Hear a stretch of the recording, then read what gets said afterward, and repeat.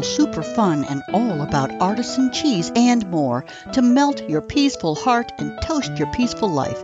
Coming to you from the Appalachian Mountains of southwestern Virginia, this is the Peaceful Heart FarmCast.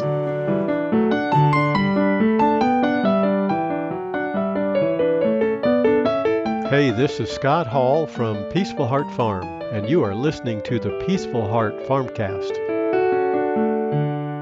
Hello, hello, hello, everybody. Melanie Hall here. I hope you are doing well.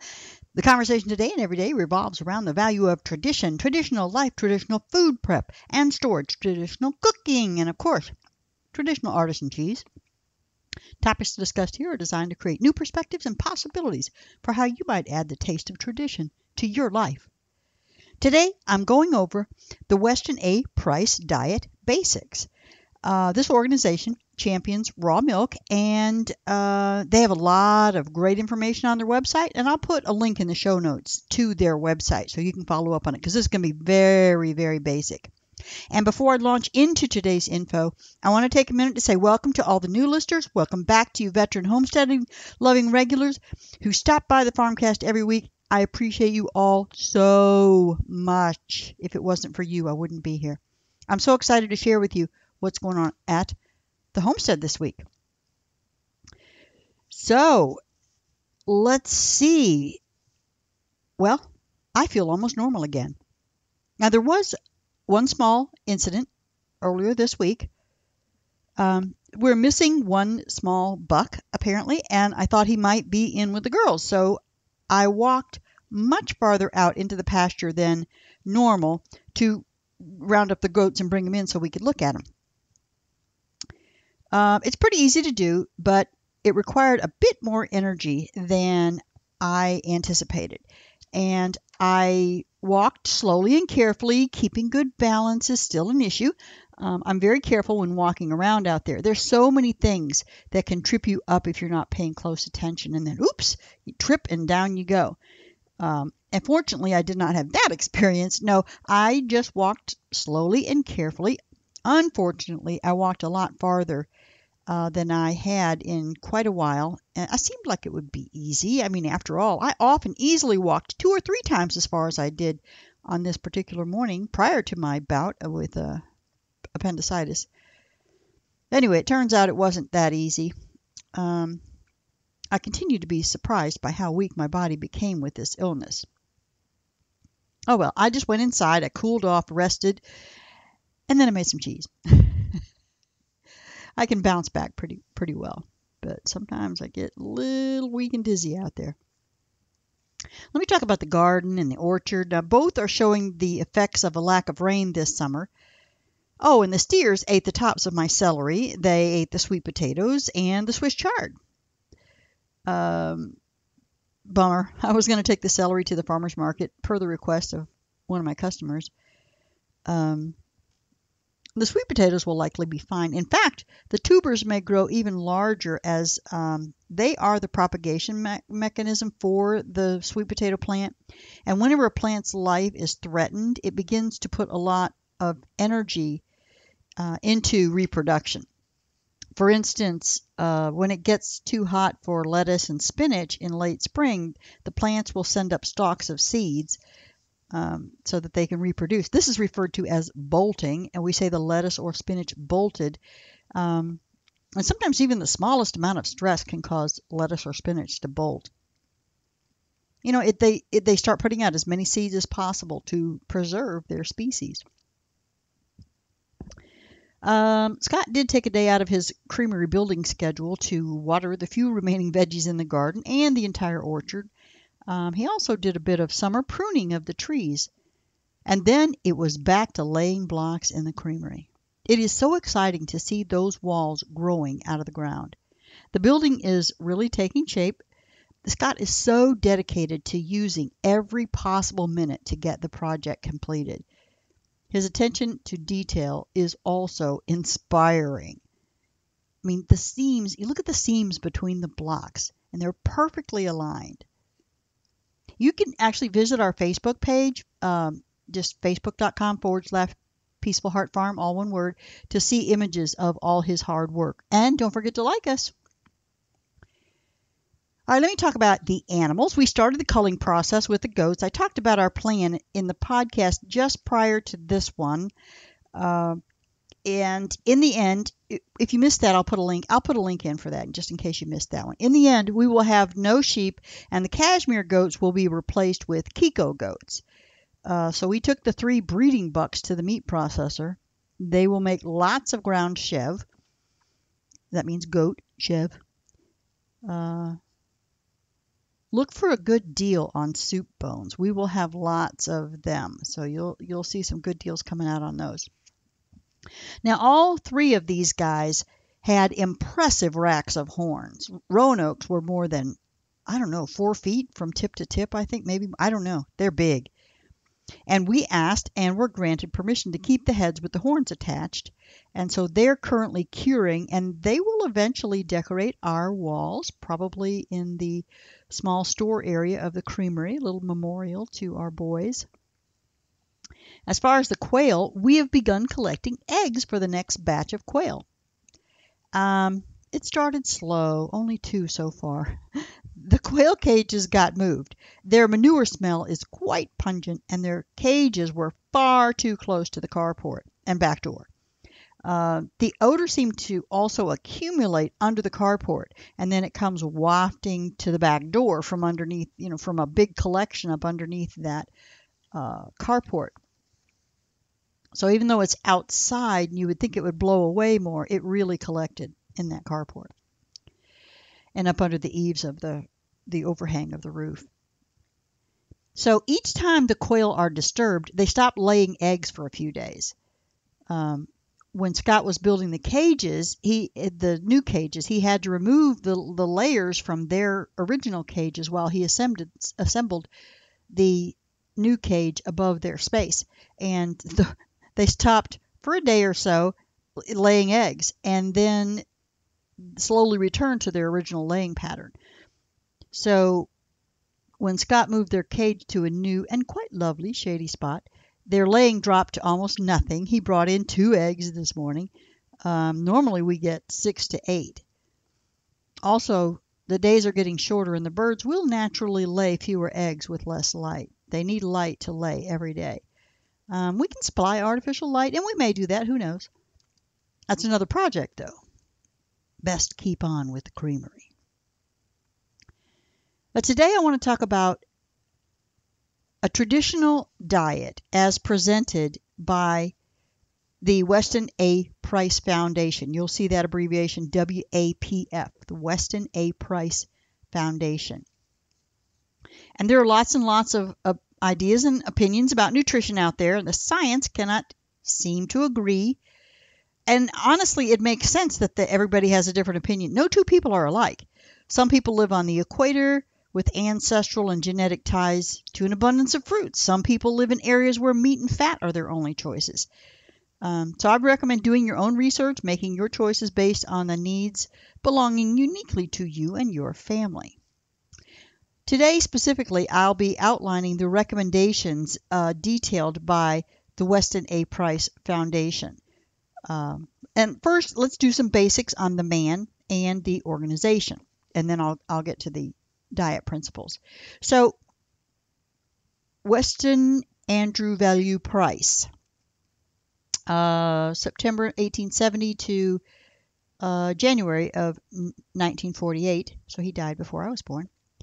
He was a Canadian dentist known primarily for his theories on the relationship between nutrition, dental health, and physical health.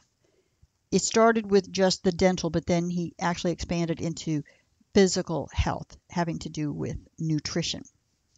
And he founded the Research Institute National Dental Association, which became the research section of the American Dental Association. And he was the chairman of that National Dental Association from 1914 to 1928. Now, initially, he did dental research on the relationship between endodontic therapy and pulpless teeth and broader systemic disease known as focal infection theory, a theory which resulted in many extractions of tonsils and teeth. focal infection theory fell out of favor in the 1930s and was pushed to the margins of dentistry by the 1950s. So you'd actually have to look some information up on that to find out more information on what that is. But by 1930, Price shifted his interest to nutrition. In 1939, he published Nutrition and Physical Degeneration, detailing his global travels studying the diets and nutrition of various cultures. The book concludes that aspects of a modern Western diet, particularly flour, sugar, processed vegetable fats, cause nutritional deficiencies that are a cause of many dental issues and health problems. The dental issues he observed include the proper development of the facial structure to avoid overcrowding of the teeth, in addition to dental caries or cavities. This work received mixed reviews, and it continues to be cited today by proponents of many different theories, including controversial dental and nutritional theories. So it does have some controversy surrounding it. Again, if you're not in the mainstream, then yeah, people are going to question what you're doing. Now, the Weston A. Price Foundation, or WAPF, which is what I'm referring to today, it was co-founded in 1999, Sally Fallon Morell and nutritionist Mary G. Enig. It's a nonprofit organization dedicated to restoring, this is a quote, restoring nutrient-dense foods to the American diet through education, research, and activism. They've been criticized by the U.S. Food and Drug Administration for their advocacy of drinking raw milk, and they've been criticized by various nutritionists for advocating the health benefits of animal-based fats. So I'm on board with both of those things, the raw milk and the animal-based fats, but a great deal of the population is not. So, the low-fat and, pasteurized everything. Anyway, those are the two most prevalent ideas out there today. But traditional diets, it was raw milk and it was animal-based fats.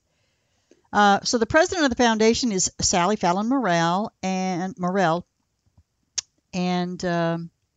So they have 7 board members. They've got numerous honorary board members, and most of them have medical or nutritional qualifications.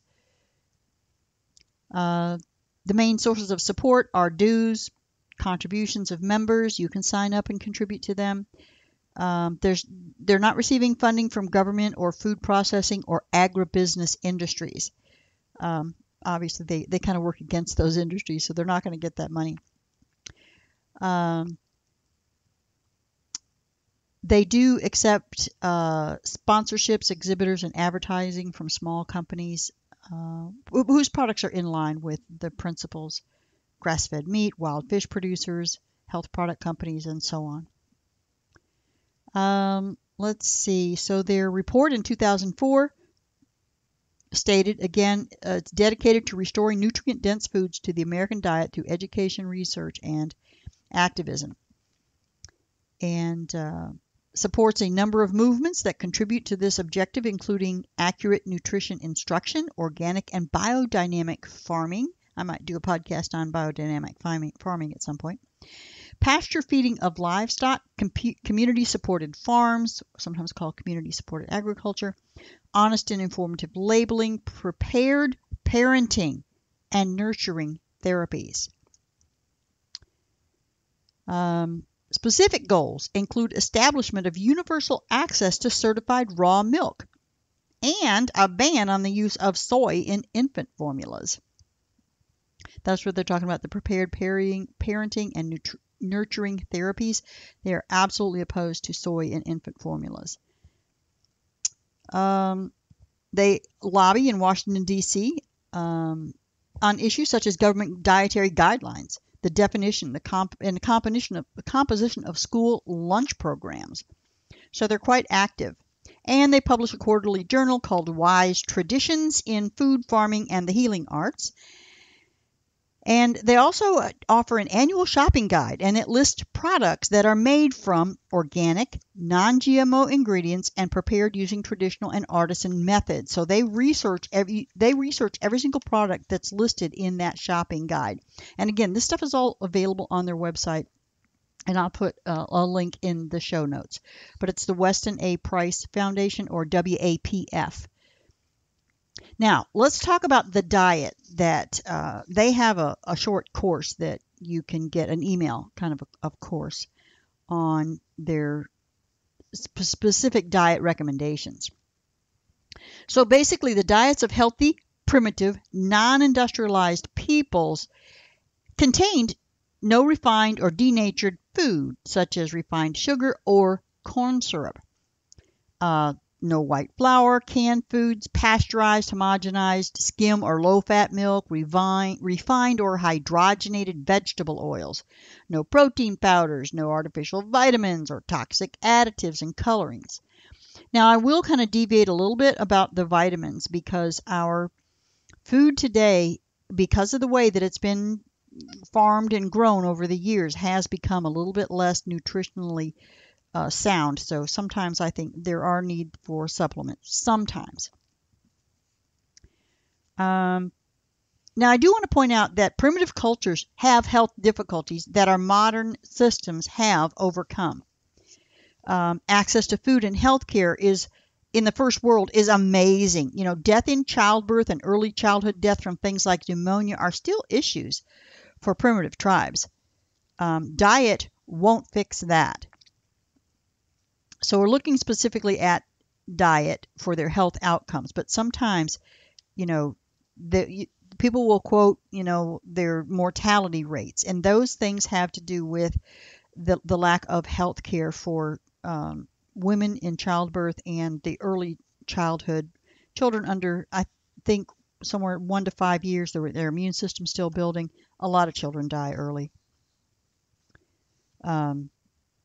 You know, appendicitis, like I had, would have been a death sentence for these people without modern medicine, any of them.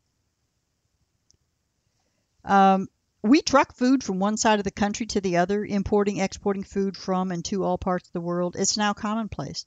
So we do not have problems with access to food.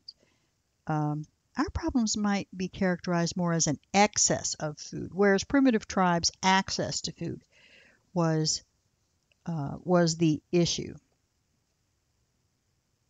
Here, if we have a drought, the price just goes up and we buy more. But if you're depending on your animals and your crops, and some natural disaster keeps you from that, yeah, again, it's access to the food. And all traditional cultures consume some sort of animal protein and fat from fish and other seafood, water, and land fowl. Some of them might raise chickens, I don't know, but probably more wild fowl like quail. Land animals, they eat eggs, milk and milk products, reptiles, and insects. And in every traditional culture, some of the animal products are eaten raw. So the location on the planet determines the traditional diet of any of these tribal societies. And as I mentioned earlier, some have access to an abundance of fresh fruit. And for some, fruit would be a year-round staple. For others, it might be seasonal. And for others that live way north, fruit, they might never see fruit. Now, the foods I just mentioned, the primitive diets contained at least 4 times the calcium and other minerals, and 10 times the fat-soluble vitamins from animal fats, vitamin A, D, and K, as the average American diet. So the A, D, and K, well, D you can get some from the sunshine, but A, D, and K, actually you need to consume those, and they come from animal fats. And there's an interesting connection between raw foods and the enzymes needed to digest them. A whole food, before it's cooked, has the enzymes there already. And primitive and traditional diets have high food enzyme content from raw dairy products, raw meat and fish, raw honey, tropical fruits, cold-pressed oils, wine and unpasteurized beer, naturally preserved lacto-fermented vegetables, fruits, beverages, meats, and condiments. So lacto-fermenting is an art form I'll address for you in a later podcast. But the enzymes that are there that are needed to digest the food are part of all of those things when you have raw products or when you have lacto-fermented products. As far as seeds, grains, and nuts, they're soaked, sprouted, fermented, or naturally leavened in order to neutralize their naturally occurring anti-nutrients like phytic acid, enzyme inhibitors, tannins, and complex carbohydrates. Those are examples of anti-nutrients. So they knew from centuries of trial and error about soaking, sprouting, and fermenting and naturally leavening the grains to neutralize the anti-nutrients. Now, most of today's nutritionists insist that low fat is the way to go. But that's not how we were able to survive to experience this modern era. Our species survived because the total fat content of traditional diets varies from 30 to 80%. And of the total calories consumed, only about 4% come from polyunsaturated oils. And that 4% in the traditional diet comes from naturally occurring oils in grains, pulses, nuts, fish, animal fats, and vegetables. And the balance of the fat calories, the other 96%, is in the form of saturated and monounsaturated fatty acids. In traditional diets, you get nearly equal amounts of omega-6 and omega-3 essential fatty acids. There's a lot of heady information out there about what food has what fat and in what ratio. Is there a balance of equal parts omega-6 and omega-3? The grain-fed chickens and beef have a preponderance of omega-6. And so you're not getting that balance where you need more of the omega-3s. And so people supplement and, do all kinds of crazy stuff where if you just, raised your animals properly and ate the fat from those, you would naturally get the balance. Because in traditional diets, animals were raised in harmony with nature and gardens were made fertile with naturally occurring compost. And so the balance of this fat and that fat is irrelevant. When you're using traditional methods of farming, the animals are healthy and the nutrition in food is naturally in balance. And if you find it's not, then something needs to change in the farming method. And this is the essence of being sustainable. It doesn't mean you don't eat that food anymore or you modify it with some modern technology.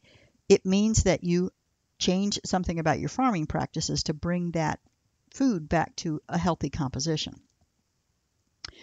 Primitive diets also contained salt, and that's another vilified nutrient by today's standards. And I do have a problem with salt.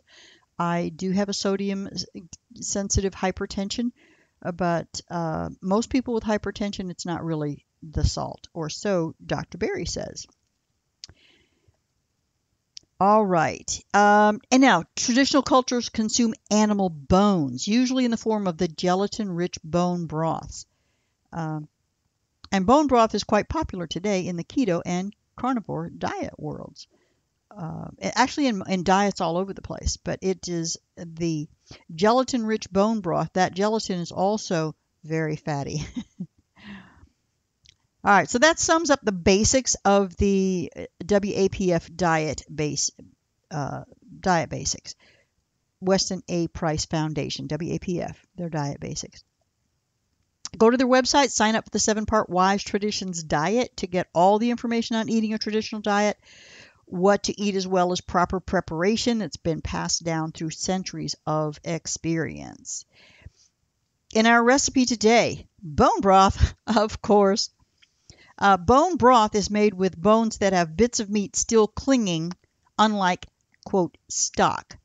Stock is more of just a flavoring for soups, whereas the bone broth has some really niche, nutrient-rich properties. It's also generally thinner than stock. Most people use the terms interchangeably, but they are not the same.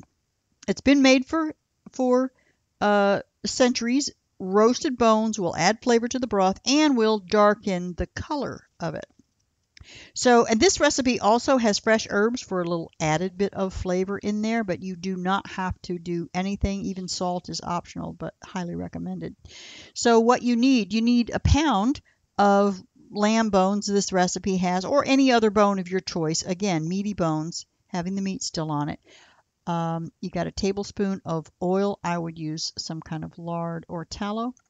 You want a large onion, 3 carrots, 3 celeries, fresh rosemary, fresh thyme, 3 gallons of water for this 1 pound of bones, and then more as needed. And then again, salt is going to be optional. So first of all, you're going to preheat your oven to 400. You're going to put the bones in the roasting pan 30 to 40 minutes until they're brown before you put them in the stock pot and start boiling them in the water. So then once they're brown, put them in the large stock pot. Actually, you want to saute the vegetables first. So you're going to put your cooking oil or fat in the bottom there, a tablespoon of it. Put your onions, carrots, celery, garlic, and your herbs, and then just saute that for like 5 minutes. And put the bones in there. Include all of the fat and juices from the roasting pan, and then you're going to add enough water to cover the bones, approximately starting with 3 gallons. And you're going to bring it to a simmer, reduce it to low. Now you can simmer it for 8 hours or up to 24 hours uncovered. It's uncovered, so you'll need to add more water as needed to keep the bones covered with the water. Then you're going to strain the broth through some kind of a fine mesh strainer. You can line it with a tea towel. You really want clear broth. And that's it. Enjoy it hot. You can store it in the refrigerator for about a week. Now, if you've made a larger amount than you can use up in a week, then you're going to freeze the remaining broth in, container sizes. Put them in container sizes that fit your everyday needs. Or you can pressure can broth as well.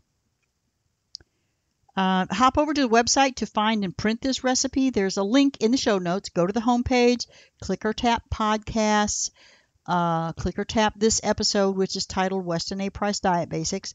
Scroll to the bottom of the post and you'll find the link to the bone broth recipe. All right, final thoughts. That's it for this episode of the Peaceful Heart FarmCast. We're winding down toward fall. The harvests are coming in. Preserving food for the winter is in full spring here on the homestead. Full swing here on the homestead. The work on the creamery continues, and as the days get cooler, that bone broth is the perfect food for bringing you warmth and peace at the end of the day. See how optimistic I am about those cooler days? They are coming. If you enjoyed this podcast, please hop over to Apple Podcasts, subscribe, and give it a 5-star rating and review. And the best way to help out the show is to share it with any friends or family who might be interested in this type of content. Please share. As always, I'm here to help you taste the traditional touch. Thank you so much for stopping by the homestead. And until next time, may God fill your life with grace and peace.